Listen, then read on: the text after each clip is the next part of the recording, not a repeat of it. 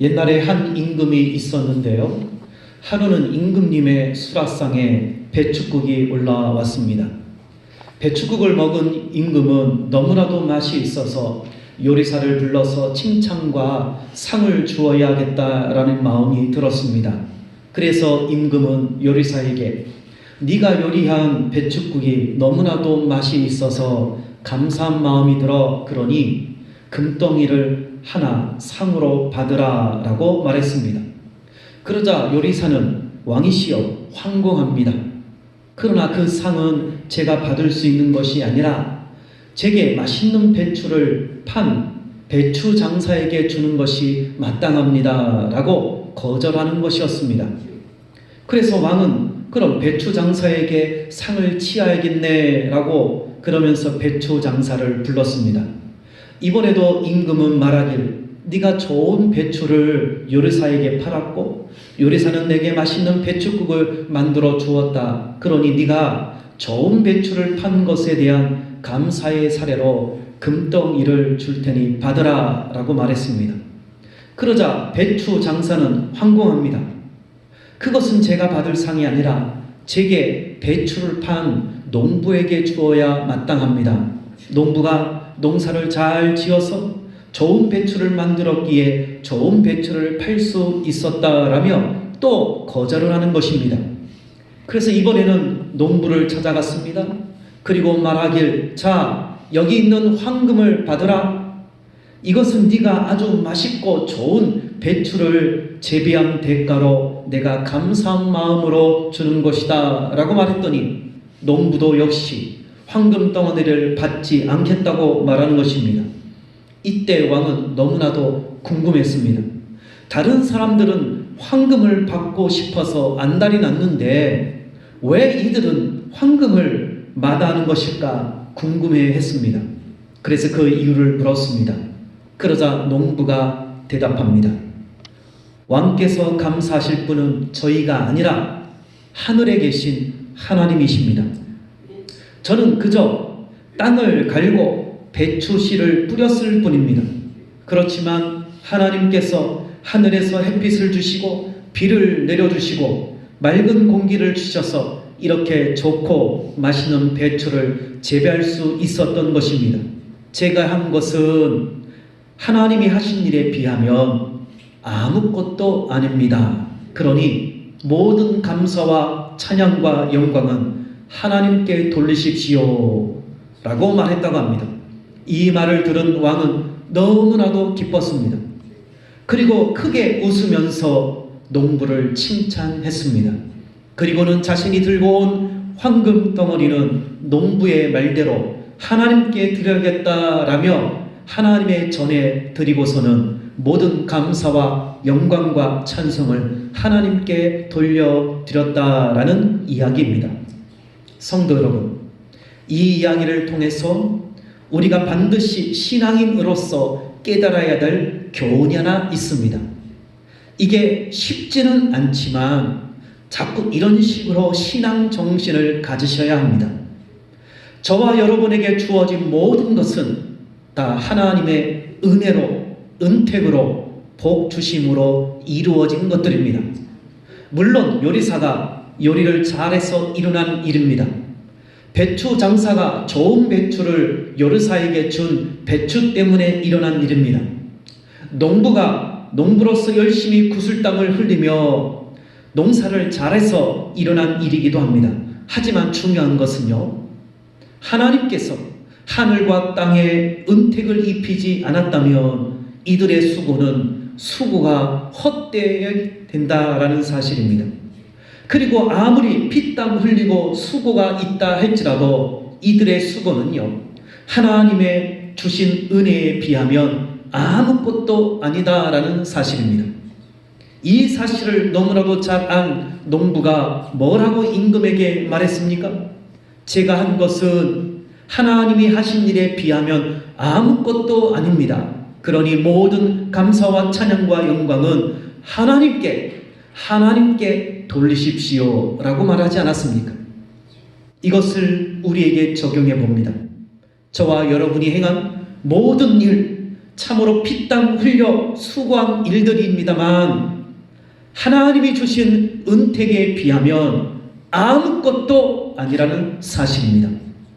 하나님께서 은택을 주셨기 때문에 저와 여러분이 열심히 일을 해서 재물이 생긴 것이고, 저와 여러분이 열심히 운동을 해서 건강이 생긴 것이고, 저와 여러분이 열심히 공부를 해서 학식이 생긴 것이고, 저와 여러분이 열심히 수고해서 명예, 권세가 생긴 것입니다. 우리에게 이 모든 것은요, 다 하나님의 은택으로 얻은 것들이라는 사실입니다. 이제 한 해가 얼마 남지 않았습니다. 이 이야기를 통해서 우리는 지나간 한 해를 뒤돌아볼 필요가 있습니다. 지금까지 나에게 먹을 수 있는 음식을 주시고, 나에게 입을 수 있는 옷을 주시고, 나에게 잠잘 수 있는 집을 주시고, 나에게 일할 수 있는 직장을 주시고, 사업할 수 있는 사업장을 주시고, 사랑할 수 있는 부모, 형제, 자녀, 친척, 친구, 이웃을 주신 분은 바로 하나님이십니다. 어떻게 하다가 이렇게 만들어진 것이 아닙니다. 하나님의 은택으로 이런 삶을 살 수 있게 된 것입니다. 그럼에도 불구하고 우리는 하나님의 주신 은택에 감사와 찬송, 영광을 올려드리기는커녕 이런 은택을 잊어버리고 살 때가 많습니다. 그리고 생각합니다. 내가 열심히 일해서 얻은 재물이다. 내가 열심히 운동해서 얻은 건강이다. 내가 열심히 공부해서 얻은 학식이다 라며 자신이 잘해서 얻은 것인 양 잘난 체하며 남들에게 자랑하며 교만해할 때가 많습니다. 그래서 그렇게 사람들이 자랑을 하는 것입니다. 그렇게 사람들이 자신들을 뽐내는 것입니다. 내가 이번에 이런 거 했다? 그리고 또 다른 이들을 향해서 그건 당신이 잘했어야 한 거야. 그건 당신이 실력이 좋아서 그렇게 된 거야 라며 하나님이 주신 은택을 빼버리고 이야기할 때가 많습니다. 그래서 우리는 신앙의 눈으로 다시금 2019년도를 뒤돌아볼 필요가 있습니다. 올 한 해 내가 열심히 노력한 것도 없지 않아 있습니다만, 하지만 우리가 열심히 노력한 것은요, 하나님이 주신 은택에 비하면 아무것도 아님에 신앙의 눈으로, 신앙의 기준으로, 하나님의 말씀으로 깨달아져야 합니다. 이것이 깨달아질 때 우리는 2019년도를 마무리하면서 하나님께 감사하며 찬송과 영광을 올려드리면서 마무리할 수 있는 한 해가 되는 것입니다. 이것이 깨달아지지 않는다고요? 하나님께 감사와 찬송과 영광을 올려드리면서 유종의 미를 거둘 수 없습니다. 감사가 없는데 어찌 유종의 미를 거둘 수 있단 말입니까?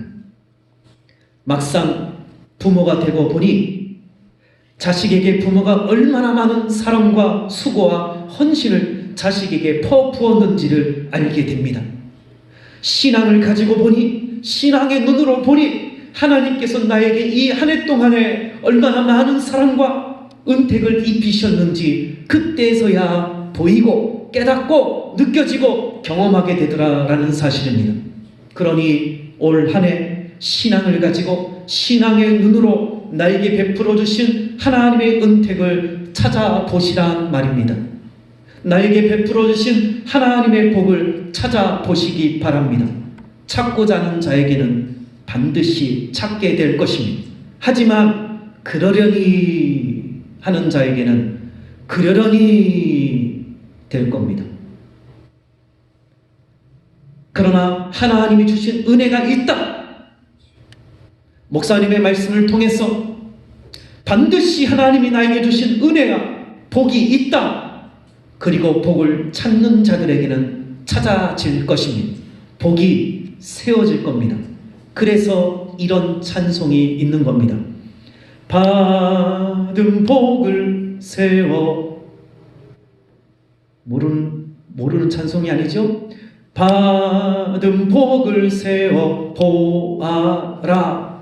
근데 우리 성도들이 받은 복이 없대요. 그래서 감사가 없어요. 받은 복이 있으면, 받은 선물이 있으면 감사가 있을 것 아닙니까? 근데 받은 복이 없다는 겁니다. 에이, 목사님 받은 복이 있어요. 왜 목사님 받은 복이 없다고 그렇게 단정 지으세요? 성경은 그렇게 이야기합니다. 받은 복이 있으면 감사가 있다. 우리 이 찬양 다시 한번 불러볼까요? 받은 복을 세워 보아라. 크신 복을 내가 알리라.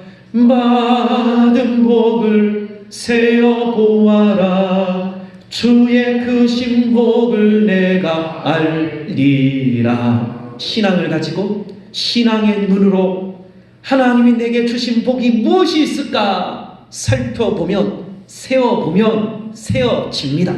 근데 여기에서 놀라운 것을 발견하게 됩니다. 방금 부른 찬송, 여러분이 그냥 막 불렀지만 여기에는 중요한 신앙의 이치가 있습니다. 받은 복을 세어보아라. 그러면 뭘 발견해야 되느냐? 크신 복을 네가 알리라. 뭐를 알게 된다고요? 크신 복, 내가 받은 거 알게 된답니다.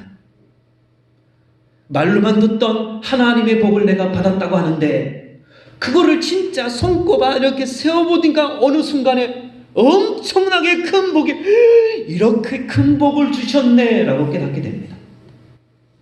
안 세어보니까 안 보여요. 자식이 부모가 되어보니까 자식 때에 부모가 나를 그렇게 사랑한 것을 알게 되더라고요. 맞습니다. 주의 은택을, 주의 복을 세워보려고 할 때 주의 복이 세워지게 되고, 그리고 주의 크신 복을 깨닫게 되는 것입니다. 이것을 세워보지 않으면 주의 복을 받은지조차도 모릅니다. 그래서 신앙생활을 하는 사람인지라 입에서는 에이 주의 은혜지요 라고 말하는데 진짜 속 깊은 곳에서는 주의 은혜가 아닙니다. 내가 열심히 했지 뭐. 내가 학교 다닐 때 공부 열심히 했어. 그래서 좋은 직장 들어간 거야. 그래서 남들한테도 뭐라고 얘기냐면 내가 열심히 기도했어. 너 이렇게 공부해봐. 그러면 좋은 직장 갈 수 있어. 여러분, 신앙인의 대답하고 세상 사람들의 대답하고 다르지 않지요? 다르지 않아요. 왜? 깨닫지 못했으니까. 진짜 신앙인의 대답은 너 신앙으로 똑바로 살아. 그러면 하나님이 좋은 길로 인도하실 거야. 그래서 얻은 직장이 남들이 보기에 좋은 직장이면 그게 좋은 직장이고, 그래서 남들이 볼 때도 별로 좋지 않은 직장이라 할지도 그 직장은 하나님이 주신 직장이기에 좋은 직장이야. 이렇게 고백할 수 있는 거예요. 그래서 우리 신앙인은 화이트 칼라로 직장을 다녀도 감사고, 블랙 칼라도 감사고, 블루 칼라도 감사해요. 근데 지금 우리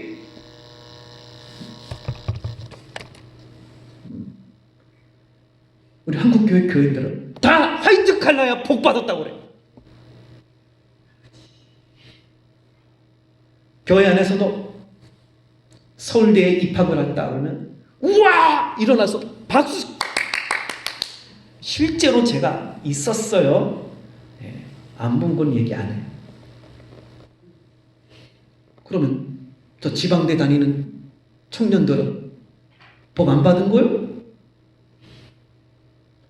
시험을 봤는데 떨어졌어요. 그러면 불행한 겁니까? 열심히 교회 생활하다가 보니까 공부 시간이 모자랐고 하필 또 그 IQ가 90밖에 안 되네? 아무리 노력해봐요. 150 받은 애들은요 팽팽 놀면서도 공부해도 서울대 들어가요. 뭐가 진짜 신앙인의 정신이란 말입니까? 뭐가 진짜 신앙인의 길이란 말입니까? 뭐가 진짜 주의 은혜, 은택을, 복을 받은 자들이란 말입니까?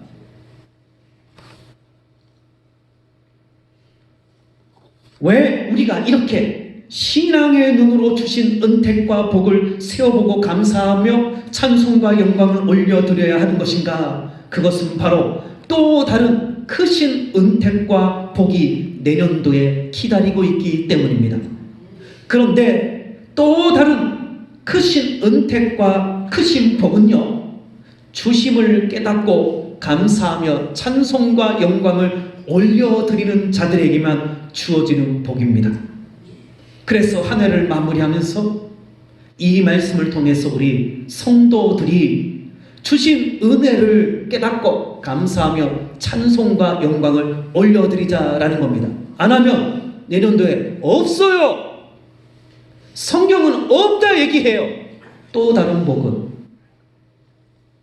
그래서 오늘 본문은 이렇게 시작합니다. 여호와를 송축하라. 나에게 복 주시고 은택을 입히신 여호와를 송축하라 라는 맥락으로 본문이 시작하는 것입니다. 그러면서 2절 끝부분에서는 그의 모든 은택을, 한두 개의 은택이 아닙니다.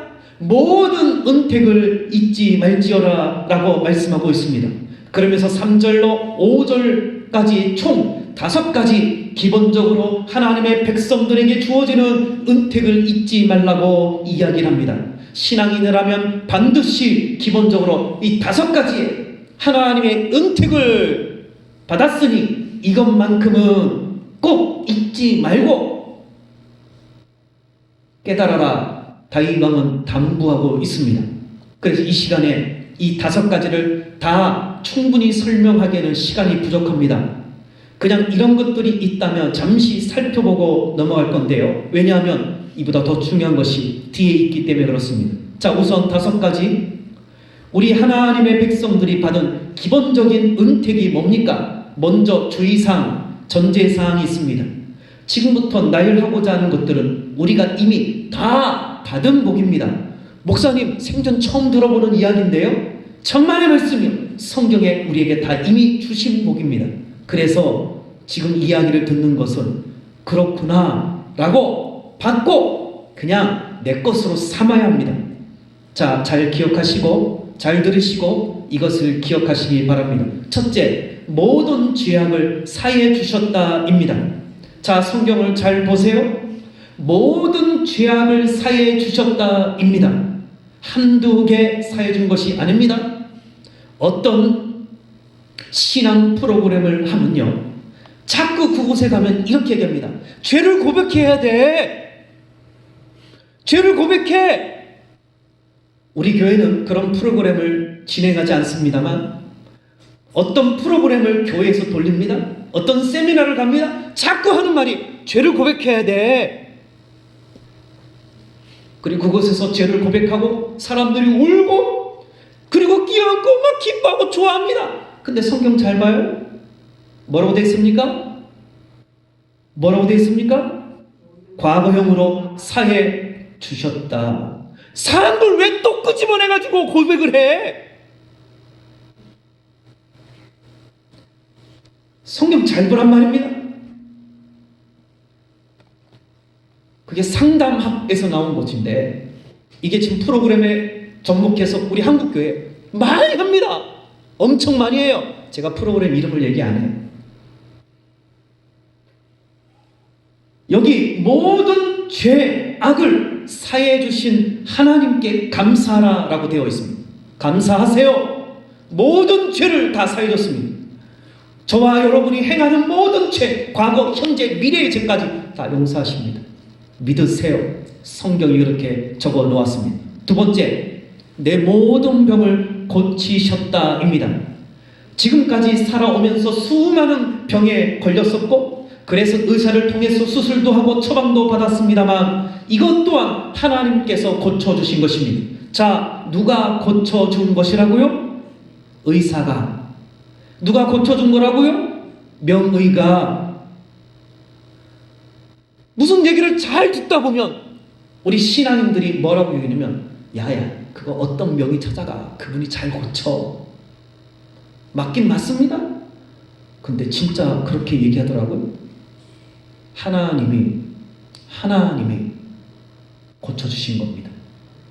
지혜를 주셔서 좋은 의사 만나서 하나님이 고쳐주실 거야 이렇게 얘기해야 되는데 어떤 그 의사를 찾아가. 그러면 반드시 하나님이 그 의사를 통해서 도구를 사용해서 너를 고쳐주실 거야. 이렇게 얘기가 돼야 되는데 그렇지 않을 때가 많습니다. 성경을 잘 보십시오. 하나님이 고쳐주셨다입니다. 웬만한 가벼운 병은 잘 느끼지를 못하겠지만 죽음에 가까운 중한 병을 알아본 신앙인은요, 이게 무슨 말인지 이해가 됩니다. 분명 명의가 수술을 또 치료를 잘해서 고침을 받았는데 의사도 하는 말이 신이 도와주셔서 치료된 것이라고 합니다. 자기가 수술 잘했는데, 자기가 치료를 잘했는데 의사조차도 신이 치료해 주신 겁니다 라고 이야기를 합니다. 들어보셨나요? 못 깨달으면 이런 병에 걸리라고 얘기해서 고침을 받으라고 해야 되나? 또 환자도 신이 도와주셔서 치료가 된 것이라고 믿고 있습니다. 여러분, 진짜 죽음에 이르는 중한 병에서 고침을 받은 이들은 이렇게 고백하는 이들이 많습니다. 하물며 신앙인은요, 하나님이 고쳐주셨다라는 확신을 가지게 됩니다. 그래서 중한 병에 고침을 받으면 죄다 하나님께 감사하다고 하는 것입니다. 이 자리에도 중한 병에 있다가 고침을 받은 우리 성도님이 있습니다. 그분의 신앙 고백은 하나님이 고쳐주셨다. 목사님, 저는 아니에요. 바꾸세요. 주의 말씀으로 바꾸세요. 하나님이 고쳐주셨다. 셋째로, 죽음에서 구원하셨다입니다. 죽음에서 죽을랑 말랑 살려준 것이 아니라 죽음에서 완전한 구원, 완전한 생명, 신의 생명을 주셨다는 사실입니다. 그래서 여기 속량이라고 할 때 이 단어의 뜻은 값을 지불하고 토지를 되찾다라는 뜻을 가지고 있습니다. 값을 지불했으니 이 땅은 완전 내 것입니다. 즉 죽음에서 완전히 구원하셨다라는 뜻입니다. 저와 여러분은요, 더 이상 죽음을 보지 않습니다. 저 사망의 권세 잡은 자의 영원한 고통을 당하지 않는다라는 사실입니다. 그러니 감사하지 않을 수가 없습니다. 저와 여러분에게는 영원한 고통이라는 죽음이 없습니다. 네 번째로, 언약적 사랑과 본능적 사랑으로 사랑하셨다입니다. 하나님의 사랑은 변함이 없습니다. 왜요? 약속보다 더 강한 언약을 하셨기 때문입니다. 내가 너를 사랑하리라 라고 언약하셨기 때문입니다. 또한 하나님은요, 저와 여러분을 엄마가 아이를 뱃속에 품고 배 안에 태에 품고 본능적인 모성애로서 사랑하듯이 사랑해 주셨습니다. 저와 여러분을 뱃속에 태에 품고 본능적인 모성애로서 사랑해 주셨다라는 사실입니다. 그래서 부성애보다 모성애가 더 진한 것입니다. 왜? 내 탯줄에 애가 있을 때부터 내 아가, 내가 너를 사랑한다. 그래서 부성애보다 모성애가 자식을 향해서 더 센 법입니다. 근데 여기에 오늘 본문에 나오는 이야기가 바로 본능적인 사랑입니다.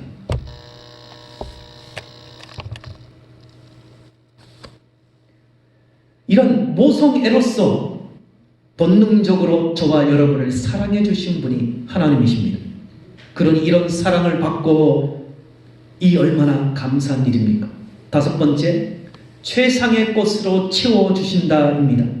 하나님은요, 당신의 백성들에게 필요한 것 이상의 최상의 것으로 채워주시는 분입니다. 특히 저 천국까지 이룰 수 있는 것들로 채워주신다라는 사실입니다. 아무리 좋아도 잠시 사용했다가 없어질 것이라면 허무합니다.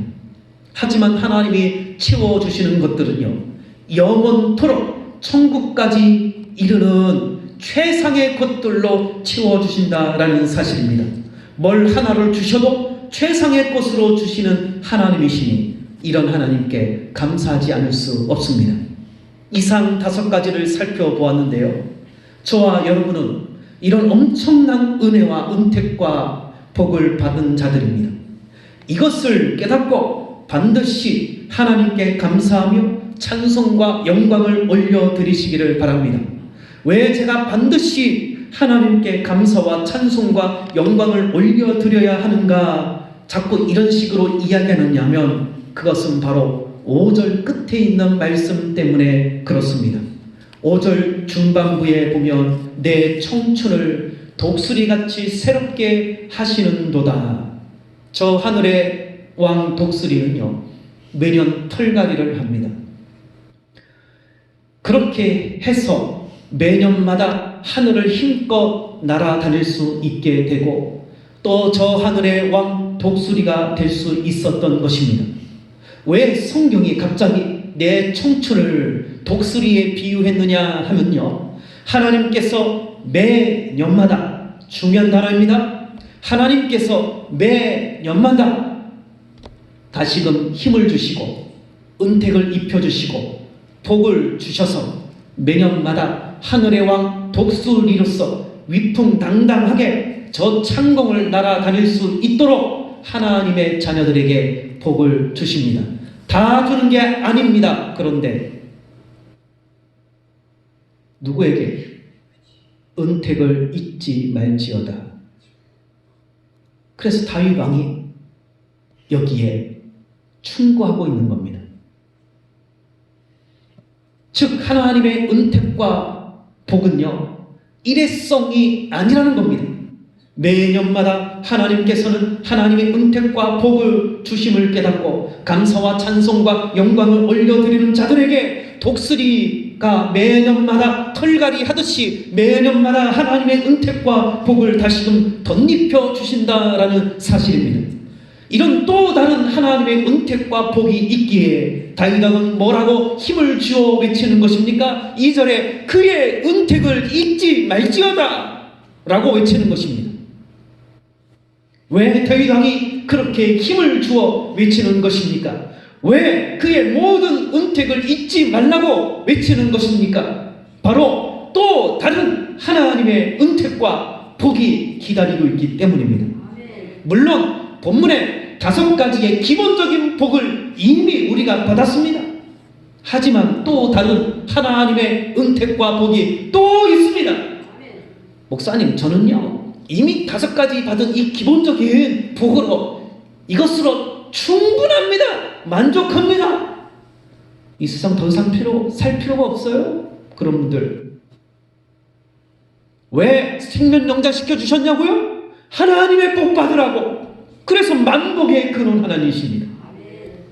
왜 주일이냐고요? 왜 거룩한 주의 날이냐고요? 왜 복된 주일이냐고요? 이날 복 받으라고 주신 날이에요. 그래서 이 목숨줄 붙여준 거예요. 근데 목사님, 저는 기본적인 복 이걸로 만족합니다. 그러면 이 세상 그만 사세요. 그만 살겠습니다 라는 말하고 똑같습니다. 겸손한 것 같은 말이지만 겸손한 게 아니고 이건 성경 공부를 통해서 말씀드리겠으나 교만이에요. 그것도 엄청난 교만입니다. 우리 한국 성도들이 잘못 알고 있는 몸에 배인 문화적 습관이 있는데 아유 괜찮아요, 아유 괜찮아요, 그리고 안 해주면 삐져. 그거 여러분 인간 사회의 문제가 아니라 신앙의 문제입니다. 아우 저는 5가지 아우 만족해요, 아우 괜찮아요, 겸손한 척만 보입니까? 그거 교만으로 보여야 되는 거예요. 다윗 왕이 지금 왜 고함을 치면서 외칩니까? 너희들 그의 은택을 잊지 마라. 왜? 독수리 날개 치며 날아가듯이 독수리의 은혜를 다시금 힘을, 복을, 은혜를, 은택을 주신다니까? 이것이 있는데 왜 이것으로 만족하고 왜 주저앉는단 말입니까?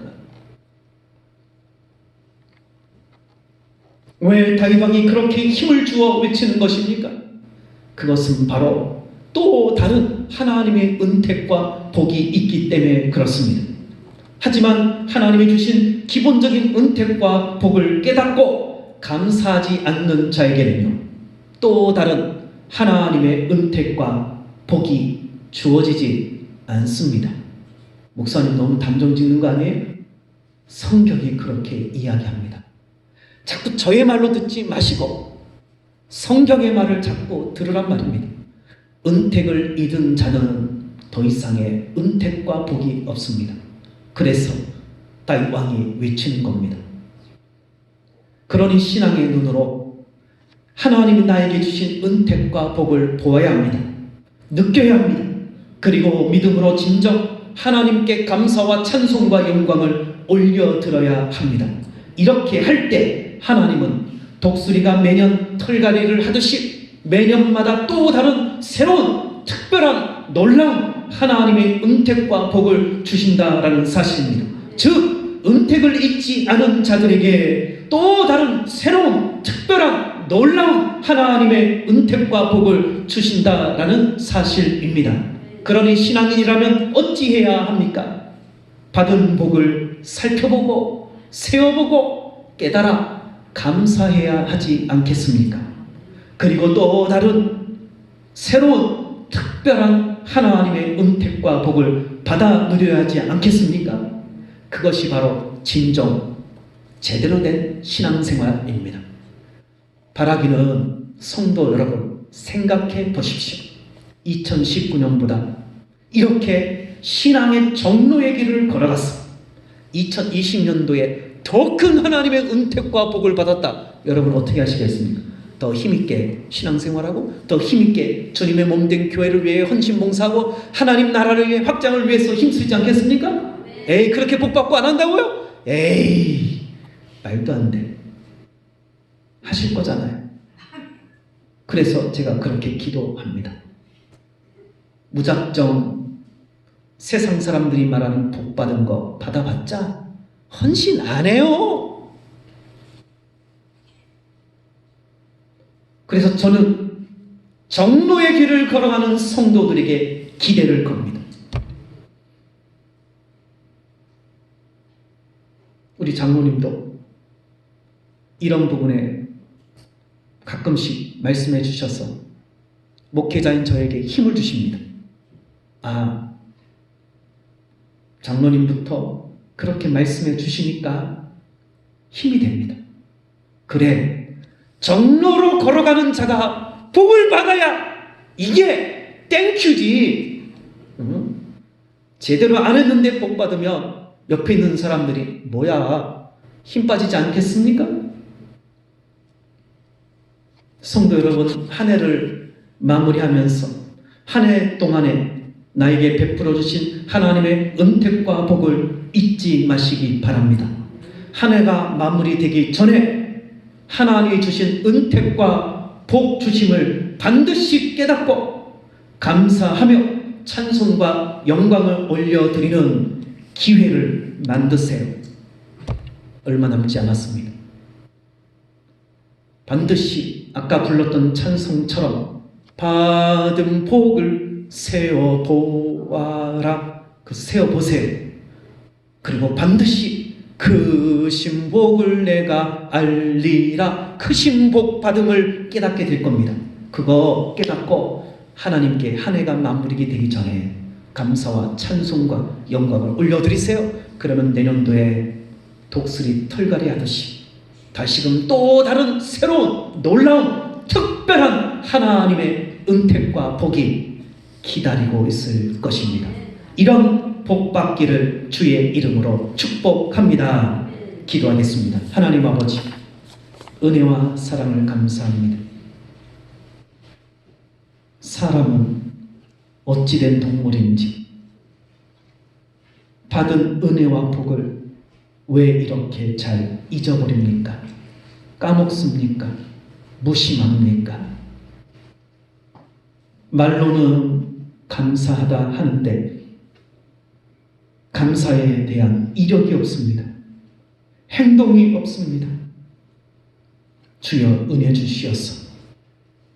이 한 해가 마무리되기 전까지 다윗 왕의 그 외침과 같이 그의 모든 은택을 한두 개의 은택이 아니라 내게 베풀어 주신 주의 모든 은택을 잊지 않고 기억하고 감사하고 찬송과 영광을 올려드리는 믿음의 권속들 되게 하여 주옵소서. 그래서 독수리가 저 하늘 창공을 날아다니는 것처럼 힘있게 날아다니는 것처럼 우리도 매년마다 하나님이 주시는 또 다른 새롭고 특별하고 놀라운 하나님의 은택과 복을 받아 누리는 믿음의 복된 성도들 되게 하여 주옵소서. 감사하고 예수님의 이름으로 기도드리옵나이다. 아멘.